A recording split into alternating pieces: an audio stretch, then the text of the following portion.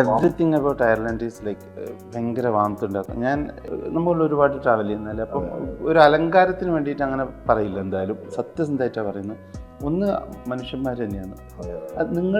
നമ്മൾ കൊണ്ടു നടന്നത് അതുകൊണ്ട് ഞാൻ നിങ്ങളെ പറ്റി മാത്രമല്ല പറയുന്നത്, generally in every sense of the word ആളുകളെ ഒരു കരിയർ വെച്ചിട്ട് ജഡ്ജ് ചെയ്യാത്തൊരു കമ്മ്യൂണിറ്റീനെ കാണുമ്പോൾ മനസ്സിനുണ്ടായൊരു സന്തോഷം.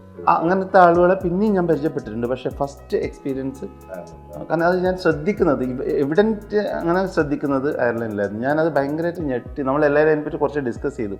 പിന്നെ എനിക്ക് മറക്കാൻ പറ്റാത്ത വന്നിട്ട് യാത്ര, ടൈറ്റാനിക് ഷിപ്പ് ബെൽഫാസ്റ്റിലേക്കുള്ള യാത്ര.